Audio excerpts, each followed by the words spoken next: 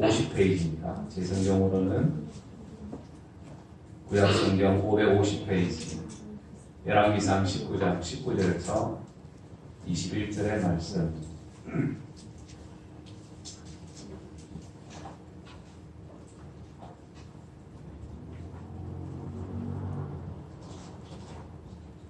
열왕기상 19장 19절.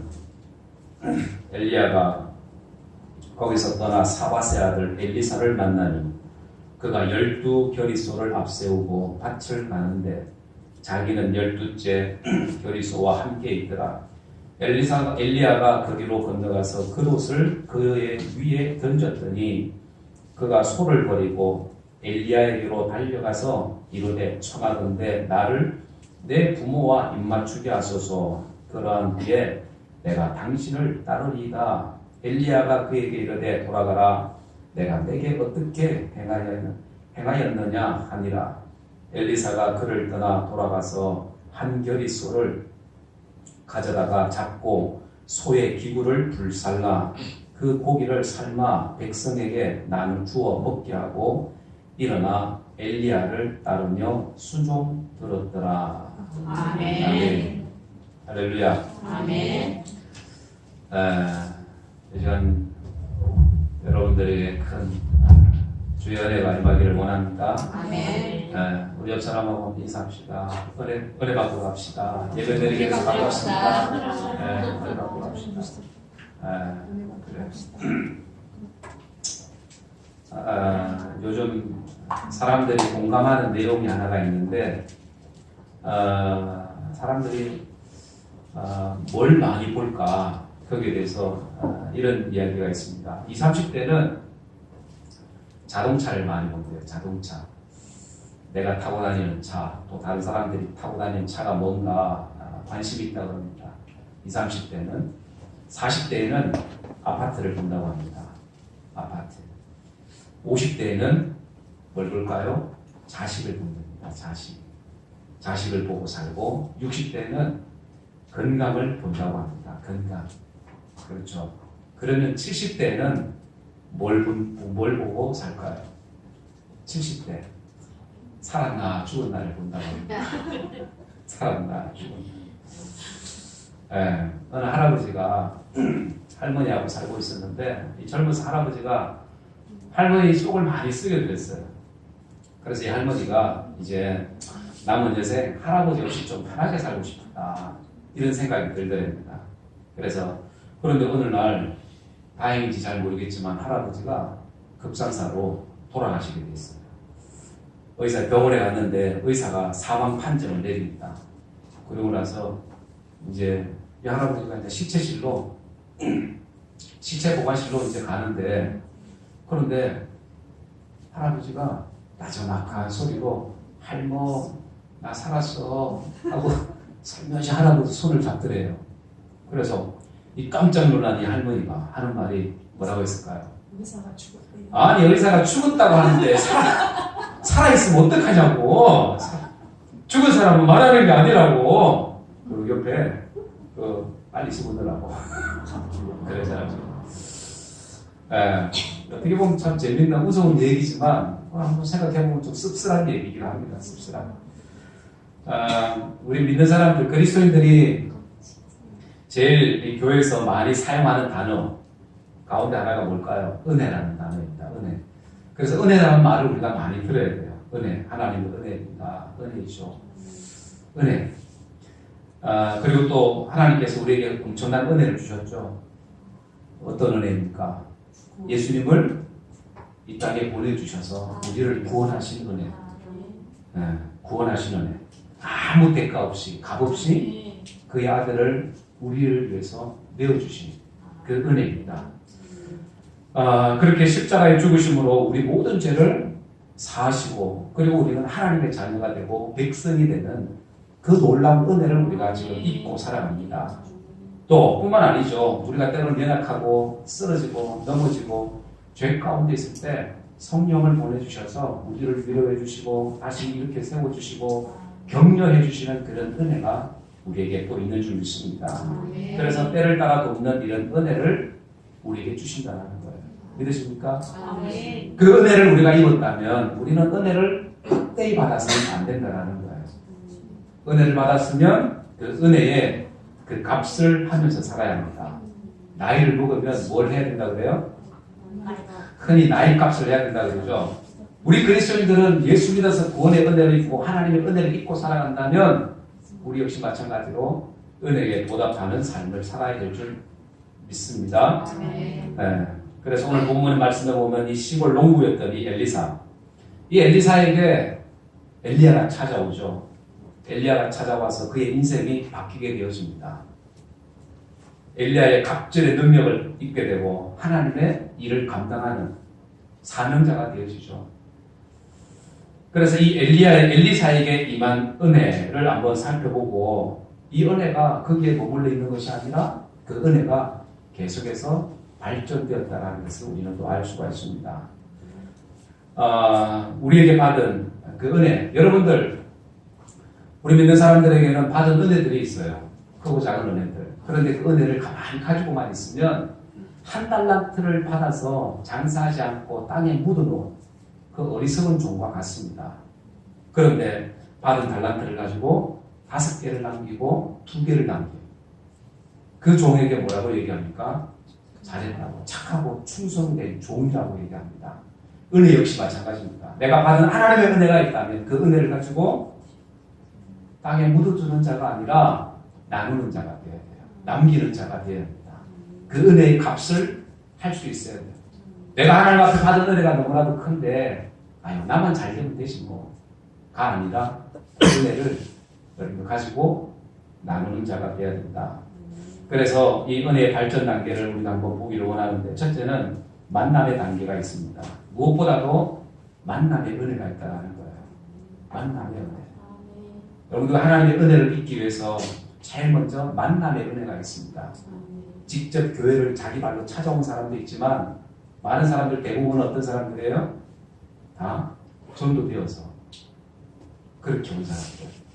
그러니까 이 만남을 통해서 이 하나님의 은혜를 잊게 된다. 19절 엘리야가 거기 떠나서 사밧의 아들 엘리사를 만나니 그가 12겨리소를 앞세우고 밭을 가는데 자기는 12째 겨리소와 함께 있더라.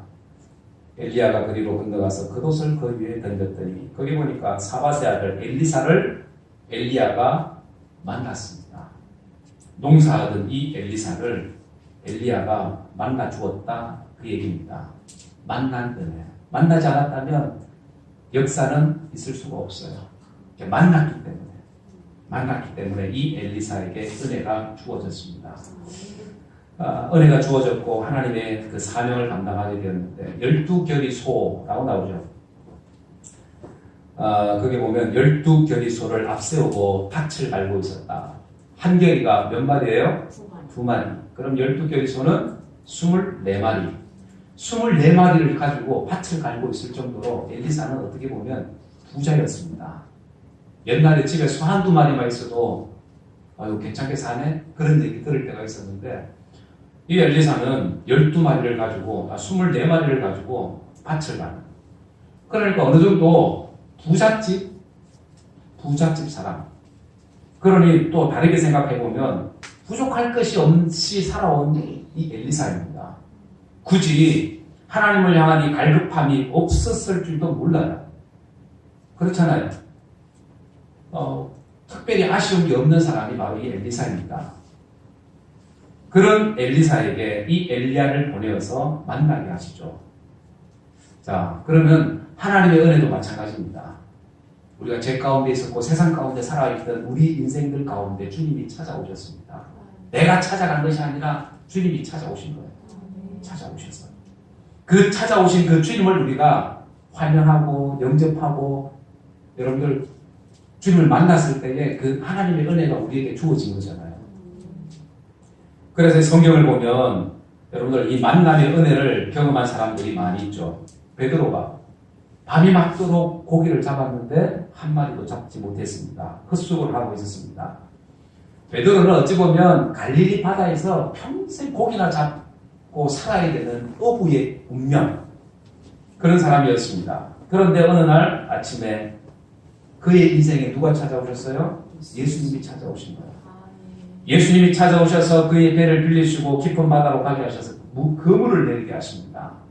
그물을. 그리고 와서 고기를 잡게 하시죠. 수많은 고기를 잡게 하십니다. 그러면서 예수님께서 뭐라고 얘기합니까? 이제는 고기 잡는 어부가 아니라 네가 사람을 낳는 어부가 되게 할 것이다. 어부였던 이 베드로에게 주님이 찾아오셨습니다. 베드로 입장에서는 주님을 만나는 은혜를 그가 입었다라는 사실입니다. 그래서 그는 이 베드로는 어떻게 해요? 예수님의 수제자가 되고 지금도 이 로마에 가면 이 베드로를 기념하는 대성당이 있죠. 베드로 대성당이라고 얘기합니다. 지금 로마에 가면 저거는 성당이고 그 광장을 보면 엄청나게 큰 광장 가면 볼 수가 있어요. 자, 요한복음 4장에 보면 이 사마리아의 수가성 여인이 나옵니다. 사람들의 낯을 피해서 이 부끄러운 여인이었습니다. 사람들의 낯을 피해서 대낮에 우물을 길러 나왔던 이 여자를 누가 만나주셨어요? 예수님이 만나주셨습니다. 사마리아 여인이 예수님을 만나러 간 것이 아니라 그 물 뜨고 있는 이 사마리아 여인에게 예수님께서 찾아가 주셨다는 거예요. 찾아가 주셔서 그 여인을 만났습니다. 그리고 영원한 생명 되시는 생수가 되시는 그 예수님을 이 여인이 발견하게 됩니다. 부끄러움이 있었던 이 부끄러워하는 이 여인이 예수님을 만나고 나서 한 행동이 뭐예요? 동네 사람들에게 달려갑니다.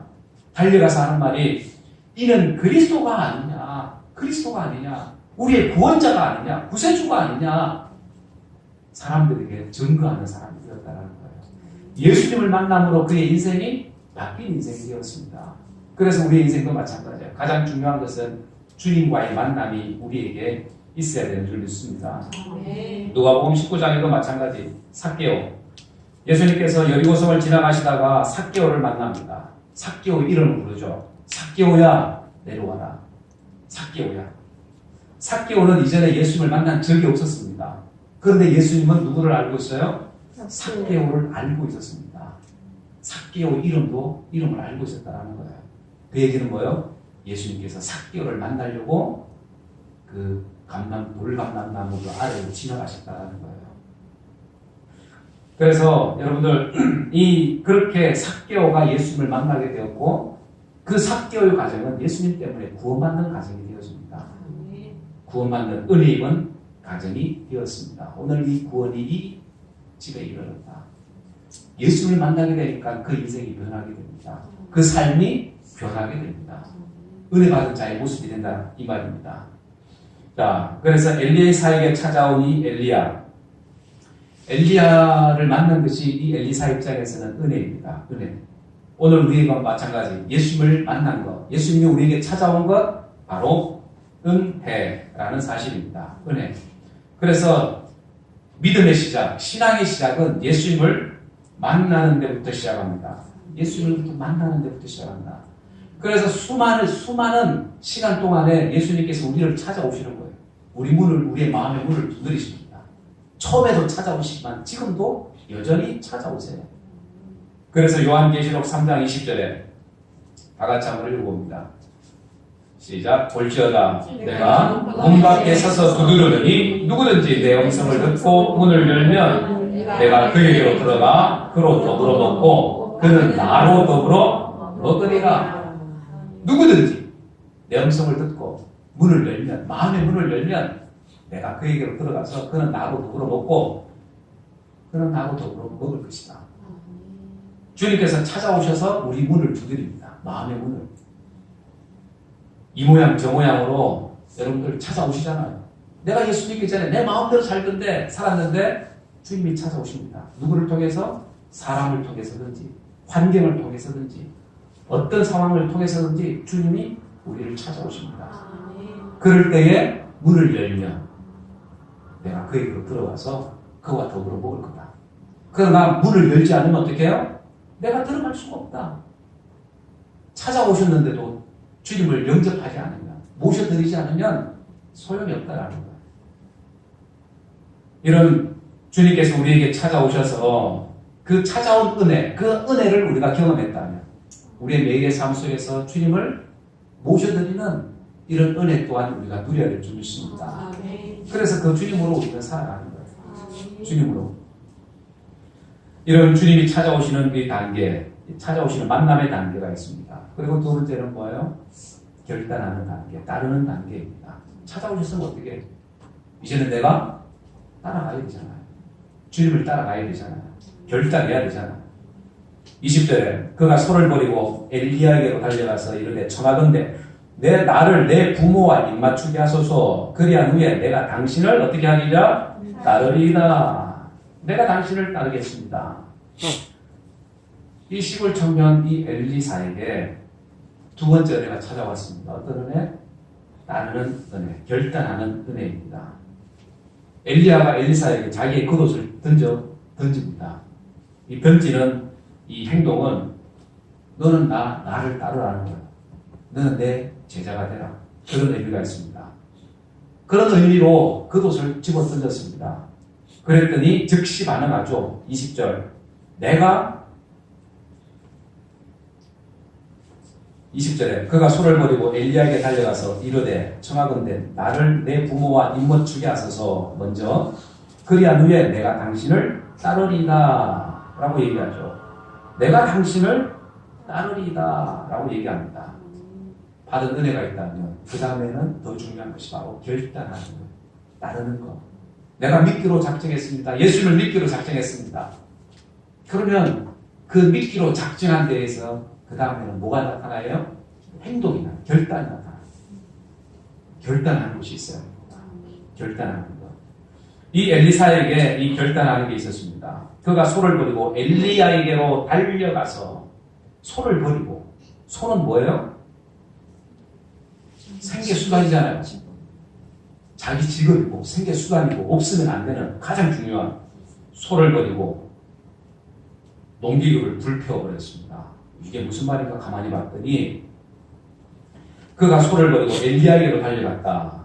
이 엘리사는 부모에게 작별할 수 있도록 협조를 구합니다. 인사하게 해달라고. 그리고 자기가 쓴 이 농기구를 불태워버렸습니다. 그리고 소 2마리를 삶아서 가족과 이웃들에게 잔치를 베풀었습니다. 배불리 먹고 인사를 하고 그리고 엘리야를 따라갔다는 얘기예요. 야, 받은 은혜가 있으니까 결단하는 이 믿음이 엘리사의 믿음이었습니다. 주님을 따르듯이 엘리야 따르는 제자가 되었습니다. 오늘 우리에게도 결단이라는 것이 필요합니다. 내가 예수를 믿었다면, 그 은혜가 나에게 찾아왔다면 이제는 결단해야 되는 거예요. 내가 결단하는, 주님이 결단하는 게 아니라 내가 결단해요. 내가 따르든지 아니든지 단호한 결단. 이 자신이 사용하던 이 농기구 땔감으로 사용했습니다. 농부로서의 삶을 포기했습니다. 그렇잖아요. 포기했습니다. 집에 있는 거 다 정리하고 엘리야를 통해서 부르신 그 하나님의 부르심에 순종했다라는 사실입니다. 베드로도 마찬가지죠. 예수님이 베드로를 부르실 때 베드로가 배와 그물을 버려두고 가족을 버려두고 예수님을 따랐습니다. 따르는 제자가 되었습니다. 이렇게 은혜를 입었다면 결단하는 믿음이 되어야 돼요. 결단하는 믿음. 예수님을 처음 믿었으면 성도가 되고 그리고 나중에 집사가 되고 권사가 되고 과정들이 있죠. 그 믿음의 깊이에 따라서 여러분들 그 어떤 받는 직분들도 조금씩 달라지게 되는데 거기에는 반드시 뭐가 따라야 돼요? 결단하는 것이 따르게 되어집니다. 결단하는 것. 그런데 성경을 보니까 이 만남의 은혜를 입었지만 결단하지 못한 사람들이 있습니다. 결단하지 못한. 마태복음 19장, 마가복음 10장에 보면 부자 청년 나오죠. 우리가 잘 아는 부자 청년. 예수님을 만나는 은혜를 입었습니다. 그때 예수님께서 이 청년에게 얘기합니다. 재물 가난한 사람들에게 나눠줘라. 그리고 너는 나를 따르라. 그러면 하늘에서의 보화가 너에게 있을 거야. 이렇게 얘기했습니다. 그럼 어떻게 해요? 결단하고 따라가야 돼요. 그런데 이 부자 청년은 재물이 많은 거로 예수님을 따르지 못했습니다. 그 물질의 벽을 넘지 못했다는 거예요. 마가복음 10장 21절에 보면 예수께서 그를 보시고 사랑하사라고 얘기합니다. 이 청년을 보고 예수님께서 그를 보고 사랑하사 불쌍히 여기는 마음을 가지셨어. 그러면 이 청년은 이 예수님의 특별한 사랑을 입을 수 있는 기회가 그에게 분명히 있었습니다. 그렇잖아요. 그런데 이 청년에게는 돈이 문제였습니다. 물질이 주님 앞에 가는 길에 주님을 따르는 거에 결국 장벽이 되었다. 장애물이 되었다라는 사실입니다. 결국 이 돈 때문에 물질 때문에 믿음이 멀어지게 됩니다. 주님을 떠나게 되는 결과를 가져왔습니다. 결단하지 못하는 거죠. 따르지 못하는 거였죠. 정말로 은혜가 은혜로 여겨진다면 받은 은혜가 너무나도 크다고 내가 느끼고 내가 고백했다면 그 다음에는 우리에게는 결단이 필요한 거예요. 결단하는 거. 그래서 은혜 입은 사람들은 물질 때문에 사람 시험 들지 않습니다. 그렇잖아요. 은혜 입은 사람들은 결단한 사람들은 물질 때문에 시험 들지 않고 여러분들 하나님을 위해서 주를 위해서 헌금을 하고 헌신을 해도 기쁨이 있습니다. 물질이 들여도 기쁨이 있다고. 그런데 결단하지 못하게 되면 어떻게 돼요? 그 기쁨이 사라집니다. 사라져요. 부담이 돼요. 은혜가 은혜 되지 못하면 부담이 되는 겁니다. 여러분들 그래서 우리 믿음의 사람들도 이 믿음이라는 것이 내 믿음이 어디쯤 와 있는지 내가 돌아봐야 돼요. 내가 주님을 끝까지 잘 따르고 있는지 아니면 중간에서 뒤처지고 있는지 아니면 다시 옛날로 돌아가고 있는지 잘 돌아봐야 돼요. 그래서 믿음에서 처지는 자가 아니라 뒤처지는 자가 아니라 여러분들 끝까지 주님을 따르는 자가 되어야 될 줄 믿습니다. 아멘. 어떤 여인이 자기하고 결혼하자고 애원하는 남자가 있었습니다. 아무 날이면 날마다 찾아와서 자기와 결혼해달라고 애원하는 남자가 있었어요. 이 여인이 얘기합니다. 당신이 100일 동안 내 집 찾아와서 내 집 찾아와 준다면 내가 결혼을 한번 생각해 보겠다라고 얘기를 했어요. 100일 동안 밤마다 찾아와라. 그날 밤부터 이 남자는 비가 오나 눈이 오나 바람이 부나 그 여자 집을 찾아갑니다. 찾아가서 내가 찾아왔다라는 그 증거로 그 나뭇가지에다가 리본을 하나씩 달았어요. 리본을. 하루에 하나씩. 그렇게 계속 하나씩 달아 묶어놓고 갑니다. 99일째가 되었습니다. 그 밤은 폭풍우가 몹시 몰아치는 그런 밤이었어요. 이 여자는 비바람 속에서 리본을 묶고 있는 사람을 보았습니다. 남자를 보았어요. 야, 저 남자라면 내 인생을 맡겨도 되겠다. 우산도 쓰지 않고 맨발로 달려가서 그 남자에게 얘기합니다. 이제 내가 당신의 마음을 알았습니다. 내일 밤까지 기다릴 필요 없습니다. 나는 당장 당신하고 결혼할 수 있다고. 그 얘기를 하니까 리본을 묶고 있던 남자가 갑자기 깜짝 놀라면서 말을 막 부둥거립니다. 아, 저는 그 남자가 아닙니다.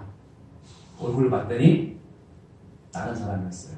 그 남자의 심부름을 받은 심부름꾼이었어요. 심부름꾼. 이 남자는 매일 밤 여자 집으로 찾아가기로 결단을 했어. 결단을. 그런데 그 결단에 있어서 진정성이 없었습니다. 작심삼일이 되거든요. 작심삼일. 여러분들 이렇게 작심삼일이 되면 어떻게 보면 안 한 것만도 못한 것이 됩니다. 은혜를 받았지만 여러분들 그 은혜가 은혜의 진정성이 없으면 결단하는 믿음이 되지 않으면 그 은혜는 결국에는 사라져버릴 거예요. 은혜는. 우리가 주님을 따르겠습니다. 내가 헌신하겠습니다. 하고 내가 온전히 주님을 따르지 못한다면 변화되지 못하고 내 삶이 정말 주님 원하시는 삶으로 내가 살아들이지 못한다면 어떻게 될까요? 결국 믿음에서 떠날 수 있다는 거예요. 하나님의 은혜를 헛되이 할 수 있다는 거예요. 사랑하는 여러분들, 오늘 우리에게, 저와 여러분들에게 이렇게 주님을 만났다면, 은혜를 경험했다면 이제는 결단하고 주님을 끝까지 따를 수 있는 이러한 믿음이 오늘 저와 여러분들의 믿음이 되기를 주의 이름으로 축원합니다. 아멘. 그리고 마지막 세 번째는 그 은혜의 단계는 이제는 은혜가 은혜되게 하는 단계입니다. 흘러가는 은혜가 돼야 됩니다. 내 안에서만 계속 머물지 말고 이제는 나눌 수 있어야 됩니다. 나눌 수 있는. 21절 엘리사가 그를 떠나 돌아가서 한 결이 소를 가져다가 잡고 소의 기구를 불살라 그 고기를 삶아서 백성에게 주어 먹게 하고 일어나 엘리야를 따르며 수종 들었더라. 여러분들 은혜가 은혜되게 하는 이 단계는 은혜로 만족하는 것이 아니라 그 은혜를 나누어 줄 때, 수종 들 때 큰 은혜가 임하게 됩니다. 수종 들었다라는 얘기가 어떤 의미입니까? 이제는 내일 하지 않겠습니다. 주일 하겠습니다. 하나님이 원하시는 하겠습니다. 그 일 하겠습니다. 그런 의미입니다. 1865년 미국에서 남북 전쟁이 있었는데 그때 한 농부가 군인 묘지를 1년에 한 2번씩 계속해서 그 묘를 갖다가 가꾸는 거예요. 돌보는 겁니다. 꽃을 심고 잔디를 저기 하고 풀을 뽑고 너무나도 열심히 묘를 돌보는 거예요. 그래서 어떤 사람이 물었어요. 이 묘가 혹시 당신 아들 묘냐고 물었습니다. 그랬더니 이 농부가 이 얘기합니다. 이 묘는 제 아들 묘가 아닙니다. 아들 묘가 아닙니다. 남북 전쟁이 일어났을 때에 나에게는 7명의 아들이 있었습니다. 자녀가 있었습니다. 그리고 내 처는 병이 들어 있었습니다. 내가 전쟁터에 나가게 되면 내 가족은 굶주림에 허덕일 것 생각하니까 너무나도 가슴이 아팠습니다. 그때에 내 이웃에 사는 마을 청년이 나를 대신해서 전쟁터에 나갔습니다. 그리고 그 전쟁터에 나가서 그만 전사하고 말았습니다. 지금 이 묘는 나를 대신해서 전쟁터에 나간 그 청년의 묘입니다. 얘기했어요. 그리고 그 비석에다가 이렇게 썼습니다. 그는 나를 대신해서 죽었노라 이렇게 썼습니다. 쓰여 있었습니다. 그는 나를 대신해서 죽었다. 여러분들, 그는 나를 대신해서 죽었다. 하나님께서 우리를 사랑하셨고 나를 위해서 예수 그리스도를 이 땅에 보내주셨다라는, 그리고 그 십자가에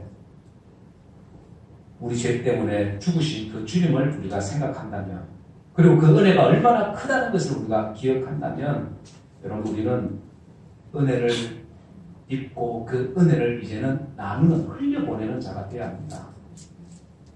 그 은혜를 이 땅에서 베푸는 자가 되어야 됩니다. 그 은혜가 어떤 은혜예요? 그 구원의 은혜, 그 하나님의 그 큰 은혜를 나누는 자가 되어야 된다는 거예요. 나누는 자, 흘려보내는 자. 그래서 나를 통해서 하나님의 사랑이, 그리스도 예수의 사랑이 흘러가는 것, 그걸 원하신다는 거예요. 나를 통해서 그리스도가 흘러나갈 수 있다. 나를 통해서. 이런 은혜가 오늘 우리에게 있어야 될 줄 믿습니다. 아멘. 그래서 은혜는 흐르게 된다. 흐르게 해야 된다. 그런데 흐르지 않으면 어떻게 될까요? 물이 흐르지 않으면 어떻게 될까요? 썩어버립니다. 은혜가 흐르지 않으면 어떻게 될까요? 그 은혜 역시 사라져버릴 것입니다. 사라져버립니다. 내가 하나님의 은혜를 입었다면, 받았다면 그 은혜를 내가 이제는 나눌 수 있는 자가 돼요. 흘려보낼 수 있는 자가 되어야 합니다. 엘리야에게 임한 그 은혜가 엘리사를 통해서 흘러나갔습니다. 오늘 우리에게도 주께 받은 그 은혜가 있다면 나만 기뻐하고 나만 즐거워하고 나만 만족하고 살아가는 그런 인생이 아니라 그 은혜를 이제는 나눌 수 있는 그런 은혜 우리에게 있어야 될 줄 믿습니다. 아멘. 오늘 이 본문 말씀을 통해서 이 은혜에 대해서 우리가 다시 한번 생각을 해봅니다. 그래서 이 은혜의 단계들, 이 은혜의 단계들, 무엇보다도 첫 번째는 어떤 단계였습니까? 만남의 단계가 있었습니다. 세상에 수많은 만남들이 있죠. 매일매일 사람들을 만납니다. 수많은 만남들. 그 만남 중에서 우리가 가장 중요하게 여겨야 되는 만남이 바로 예수님과의 만남입니다. 안 믿는 사람은 예수님을 만나야 되고, 믿는 사람 역시 마찬가지로 매일매일 삶 속에서 주님을 만나 살아야 됩니다. 주님과 동거동락해야 된다. 그 얘기입니다. 그 만남이 없으면 안 됩니다. 은혜가 사라지게 되고 은혜가 떨어지게 되고 믿음이 떨어지게 됩니다. 주님을 만나는 은혜가 우리에게 있어야 합니다. 여러분들 어떤 분이 그렇게 얘기해요. 안 믿는 분인데 세상 들판을 보고 들판을 자연을 보면서 야 하나님이 이렇게 세상을 좋게 만드셨대. 안 믿는 사람 입에서 그 얘기가 나오는 거예요. 안 믿는 사람 입에서 자연을 보면서 야 이런 자연을 보면서 하나님이 이런 걸 만드신 것 같아 라고 얘기합니다. 안 믿는 사람들도 세상을 바라보면서 하나님의 은혜를 얘기하는데 우리 믿는 사람들 예수 때문에 구원받고 하나님의 은혜를 입었다면 그 은혜를 여러분들 우리는 헛되이해서는 안 되는 줄 믿습니다. 헛되이해서는 안 된다. 은혜를 우리는 꼭 기억해야 된다. 그 은혜를 우리는 또 경험해야 합니다. 경험해야 합니다. 그리고 두 번째는 뭡니까? 결단의 은혜이죠. 예수님을 따르는 그 은혜가 우리에게 필요합니다. 그래서 예수님을 만나게 되면 주님께서 우리 속에 결단하게 하십니다. 믿음으로 살아야 돼. 믿음으로 살 것을 결단하게 하십니다. 그러면 그때 포기해야 되겠죠. 그러면 나는 내가 포기해야 될 것이 생깁니다. 내가 내려놓아야 될 것들이 생깁니다. 내가 전에 이거 붙잡았는데 내가 내려놓아야 되는구나. 내가 세상을 붙잡고 사람을 붙잡고 물질을 붙잡고 세상 좋은 것들을 내가 붙들고 살다가 이제 내가 주님을 만나게 되니까 이런 것들을 내가 이제는 내가 내려놓아야 되는구나. 이것이 나에게 우상이었고 전부였는데 이제는 예수를 만나고 나니까 그 대상이 바뀌어버렸습니다. 어디로? 예수님으로 바뀌게 됐다는 거예요. 이제는 주를 위해서 살고 죽는 자가 됐다 이 말입니다. 결단하는 은혜가 우리에게 있어야 합니다. 나를 위해서 십자가 지신 그 예수를 위해서 나를 드릴 수 있는 그런 은혜가 우리에게 있어야 되는 줄 믿습니다. 그리고 마지막 은혜는 어떤 은혜예요?